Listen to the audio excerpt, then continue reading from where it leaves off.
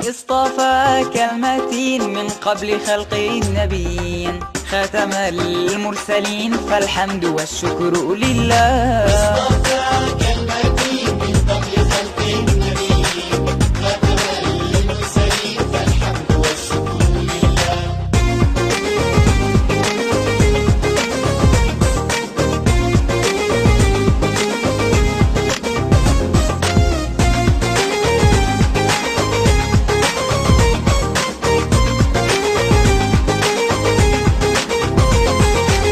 لا يطيب الطرب إلا لمن كان يطرب، بل حبيب المحب فاض عليه نور الله.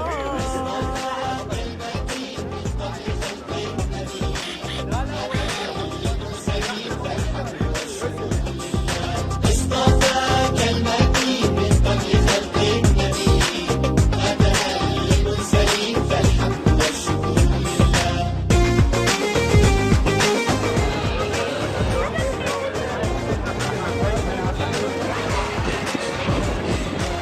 يا صباح الصباح يغرق الصبح مصباح،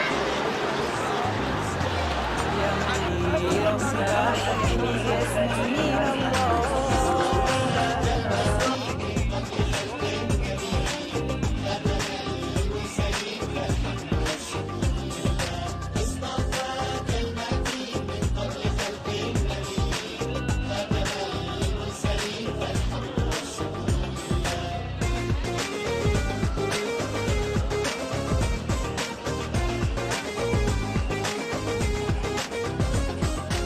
هل تريني من لمك أم يبتسم لي محياك؟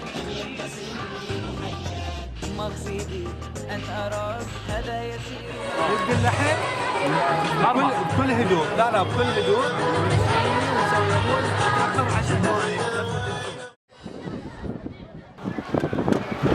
بسم الله الرحمن الرحيم. الفعالية ببسط مجموعة من شباب ومعها إن شاء الله من الاحتفال الفعالية كانت بسط اليوم 1 2 3.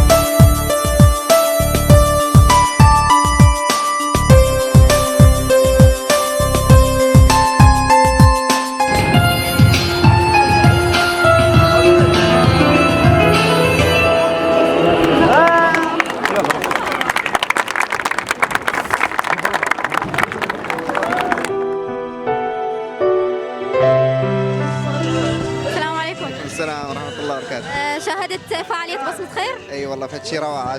شنو رايك بيها؟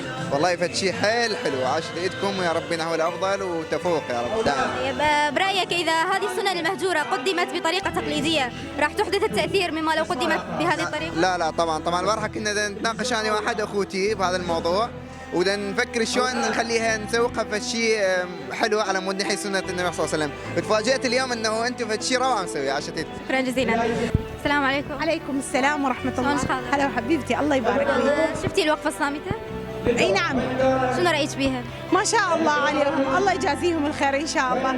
يعني حسسونا بشيء.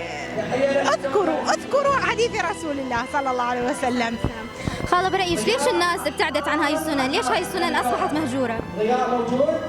لأن التهينا بلهو الحياة الدنيا والعياذ بالله. يعني الدنيا ومشاغلها يعني ابتعدنا، لأن بعدنا عن السنة. عرفنا أنه يعني سبحان الله كنا قبل كل حركة نقول قال رسول الله، فعل رسول الله. هسه التهينا ما أعرف، يعني هي صارت الدنيا مو صحيح؟ السلام عليكم. السلام ورحمة الله وبركاته. حضرتك اليوم أحد المتطوعين المشاركين بأحد فعاليات حملة بصمة خير، حدثنا عن مشاركتك اليوم بالوقفة الصامتة اللي جسدت السنن المهجورة. والله كانت مشاركة حلوة، يعني بفضل الله سبحانه وتعالى وبفضل الشباب الطيبة اللي حضرت ويانا وبفضل الجمهور اللي ساندنا وساعدنا، والحمد لله والشكر قدرنا نوصل يعني الشيء اللي احنا كنا نريد نوصله للجمهور. شو رأيك بهيك حملات وهيك فعاليات للشباب؟ بالعكس هو يعني الشباب هو امل الامه بالشباب، الامه تنهض بالشباب.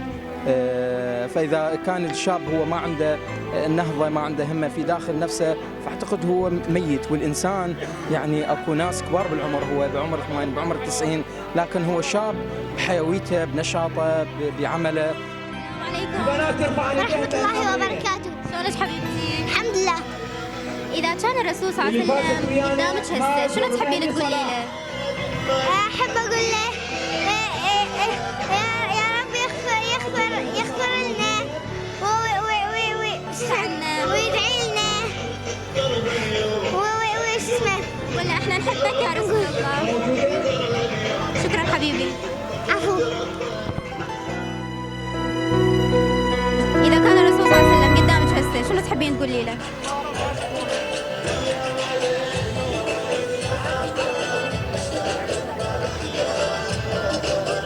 الموقف صعب جدا. زين قرأ بس وحده من الاذكار يا هي. مقصرين. اكثر ما الطعام على تاكل. بعيدين. شنو أقول يا رسول الله؟ ادعو لنا الله سبحانه وتعالى، فرج علينا هاي الغمة. آمين يا رب العالمين. آمين يا رب. يعني خاف يمطر. السلام عليكم. خلصناها. في صناديق. انت شنو اسمك؟ اللي يحب يساهم ويانا صندوق. روان. طيب يا روان، اذا كان الرسول صلى الله عليه وسلم قدامك هسه واقف شنو تحبين تقولي له؟ قولي له اني احبك يا رسول الله. أحب السلام. ولا اشفع لنا يوم القيامه.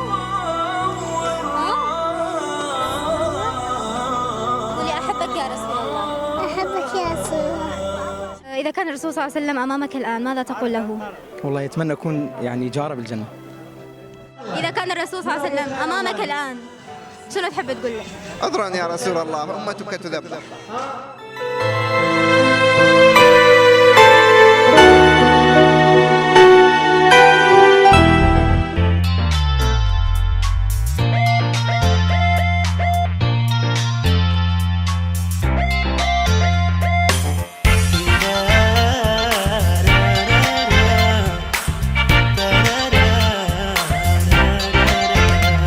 كل الصعايب بيدنا تسهل بعونه ربنا، إيماننا بأفكارنا أحيا الأمل فينا.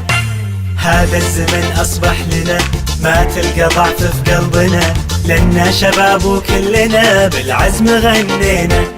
كل الصعايب بيدنا تسهل بعونه ربنا، إيماننا بأفكارنا أحيا الأمل فينا.